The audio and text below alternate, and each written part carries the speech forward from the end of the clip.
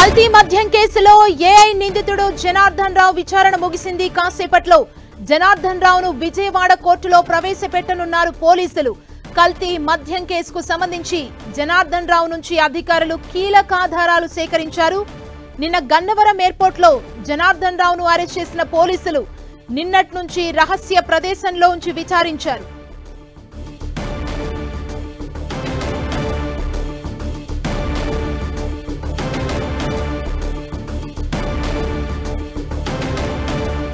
మరింత సమాచారం మా ప్రతినిధి జయరాజ్ మనకు అందిస్తారు. జయరాజ్,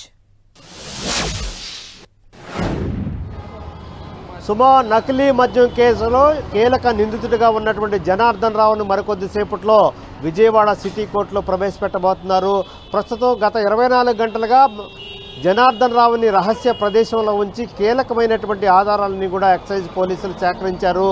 ఈ దాదాపు 1,75,00,000 రూపాయల విలువైనటువంటి నకిలీ మద్యాన్ని ఇబ్రహీంపట్నం దగ్గర ధ్వంసం చేసినటువంటి ఎక్సైజ్ పోలీసులు దీని వెనకున్నటువంటి గుట్టంతా రట్టు చేస్తున్నారు. ఒకవైపు మొలకల చెరువు దగ్గర, మరొక వైపు ఎన్టీఆర్ జిల్లా ఇబ్రహీంపట్నం దగ్గర జరుగుతున్నటువంటి నకిలీ మద్యం పెద్ద డంపునంతా కూడా కోట్లాది రూపాయలు విలువైనటువంటి డంపునంతా కూడా ఎక్సైజ్ పోలీసులు గుర్తించినటువంటి నేపథ్యంలో ఇప్పటికే దీనికి సంబంధించి 27 మంది దీంట్లో కీలక భాగస్వాములుగా ఉన్నట్టు గుర్తించారు. వారిలో కొంతమందిని ఇప్పటికే అరెస్ట్ చేశారు. అటు మొలకల చెరువులో కూడా అరెస్టుల పర్వం కొనసాగుతున్నటువంటి నేపథ్యంలో దీంట్లో A1 నిందితుడిగా ఉండి దక్షిణాఫ్రికాలో ఉన్నటువంటి కీలకమైనటువంటి నిందితుడు జనార్దన్ రావుని సాయంత్రం ఇదే టైం కల్లా గన్నవరం ఎయిర్పోర్ట్లో ఆయన దిగిన వెంటనే ఎక్సైజ్ శాఖ అధికారులంతా కూడా అతన్ని అరెస్ట్ చేశారు.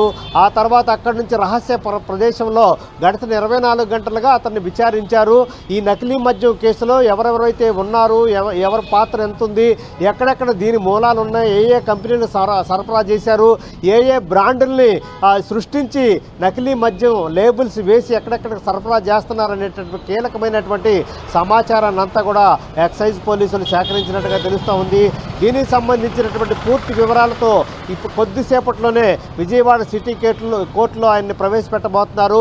ఇప్పటికే దీనికి సంబంధించి గత కొద్ది రోజులుగా నకిలీ మద్యానికి సంబంధించినటువంటి కీలకమైనటువంటి ఆధారాలన్నీ కూడా సేకరించినటువంటి ఎక్సైజ్ పోలీసులు మొత్తం కీలకమైనటువంటి నిందితుడిగా ఉన్నటువంటి జనార్దన్ రావుని అరెస్ట్ చేయడంతో దీంట్లో చాలా కీలక పరిణామంగా భావిస్తున్నారు. దీని వెనక ఎవరెవరు ఉన్నారు, ఏ పరిణామాలు ఉన్నాయి, ఇప్పటి వరకు ఎంత మద్యాన్ని ఏ ప్రాంతాలకు తరలించారనేటువంటి దిశగా ఇప్పటికే కీలకమైనటువంటి ఆధారాలన్నీ కూడా సేకరించారు. దీంట్లో ఇప్పటి వరకు కూడా 27 మంది పాత్ర ఉన్నట్టుగా గుర్తించారు. మరికొంతమంది కూడా దీంట్లో భాగస్వాములు ఉన్నట్టుగా తెలుస్తూ ఉంది.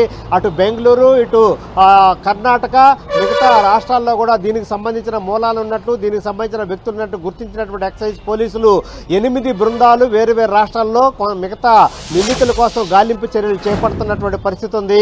మరికొద్దిసేపట్లోనే జనార్దన్ రావుని విజయవాడ సిటీ కోర్టులో ప్రవేశపెట్టబోతా ఉన్నారు. సుమా, థ్యాంక్ యూ జయరాజ్.